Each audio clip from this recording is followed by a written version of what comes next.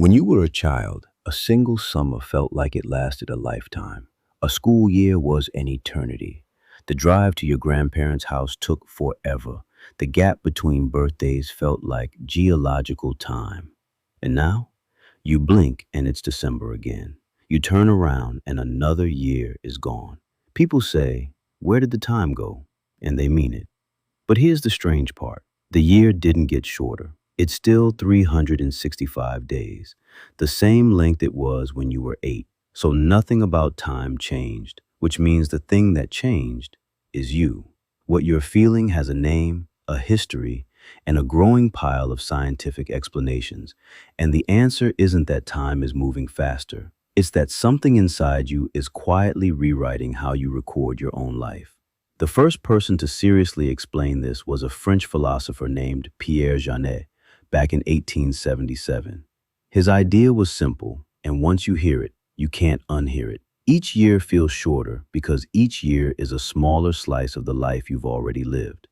To a 5-year-old, 1 year is 20% of their entire existence. It's enormous. It's everything they are divided by 5. To a 50-year-old, that same year is 1/50th of their life, 2%, the exact same 365 days, carrying 1/10 of the weight. So a summer at age 7 really was longer than a summer at 40, not on the clock, but in the only place that actually matters, your perception of it. In 1975, a researcher named Robert Lemlich took that idea and put hard math behind it. He proposed that your sense of time runs inversely to the square root of your age. The conclusion is quietly devastating. Time for an 80-year-old passes about twice as fast as it does for a 20-year-old. But it gets stranger. If you follow this model honestly, you reach a number most people aren't ready for. By this calculation, half of your perceived life, half of all the time you will ever consciously feel, is already over by around the age of 18. Not half your years, half your felt life. The endless, slow, enormous part, childhood, was the first half. Everything after just moves faster. Think of it this way. The stretch from age 5 to 10 feels about as long as the entire stretch from 40 to 80. Same felt duration. One is 5 years, the other is 40. Your childhood wasn't a small part of your life that happened to come first. In the way you actually experience time, it may have been most of it. But proportion isn't the whole story, because something physical is happening too. In 2019, a Duke University engineer named Adrian Bejan proposed a different explanation, one based not on math, but on the brain itself.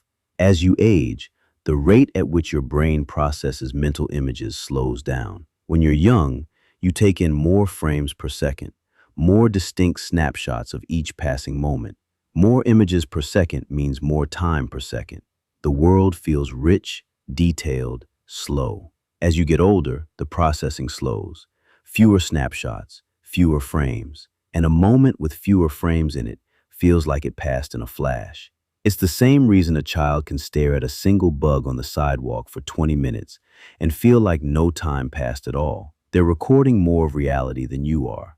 To them, the world is still in high definition. Which brings us to the thing underneath all of it, memory. Your brain doesn't actually measure time. It can't. It has no clock. What it has is memories, and it guesses how long a stretch of time was by how much it remembers from it. And memory runs on novelty. When something is new, your brain releases dopamine, flags the moment as important, and records it in vivid, dense detail. First day of school, first time you saw the ocean, first kiss, first time you drove a car alone. Your brain saved all of it in high resolution. So that period of your life feels enormous in hindsight because there's so much of it stored. Now think about a normal adult week. The same commute, the same desk, the same drive home you've taken 4,000 times. Your brain looks at it, decides it has seen this before, and saves almost nothing. And a stretch of time with no new memories in it is a stretch of time that, in retrospect, barely existed. That's why the years start to blur together, not because they were short, because you stopped recording them. Here's where it stops being a theory. A neuroscientist named David Eagleman wanted to test something we all believe, that in a moment of terror, time slows down. You've heard people say it after a car crash. Everything went into slow motion. So he built an experiment almost too perfect to be real. He took volunteers to a 150-foot tower, strapped them in, and dropped them. A free fall of 2.5 seconds into a net below. On each person's wrist, he put a small screen flashing a number faster than the human eye can normally read. His logic was simple. If terror really does slow down time, if the brain genuinely speeds up, then during the fall, they should be able to read that impossible flickering number. They couldn't, not one of them. Their perception hadn't actually sped up at all. But here's the twist. When he asked them afterward how long their own fall had lasted, they estimated it was about 36% longer than the falls they watched other people take. Time didn't slow down. Their memory got denser. In the panic, their brains recorded so much detail that, looking back, the moment seemed to stretch. And that's the whole secret, proven in a single drop.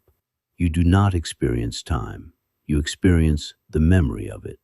The richer the memory, the longer the life. So time isn't speeding up as you age. Your life isn't actually getting shorter. You're just recording less of it. Routine is the thief.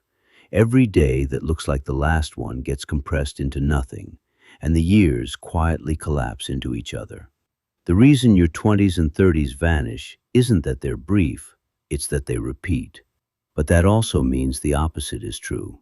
And this is the part worth holding on to. Novelty brings time back. Every new place you go, every skill you struggle to learn, every route home you've never taken forces your brain back into high-resolution recording, and the day swells again. A single week of travel can hold more remembered life than 3 months of routine.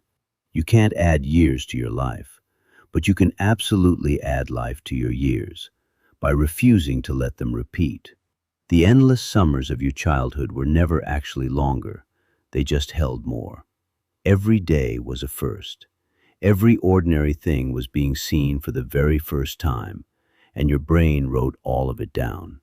Time didn't run out on you. You just stopped noticing it, but it's still there.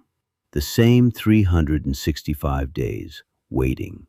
And the next time one of them feels like it might last forever, pay attention. That's not the day being long. That's you, finally, being awake for it.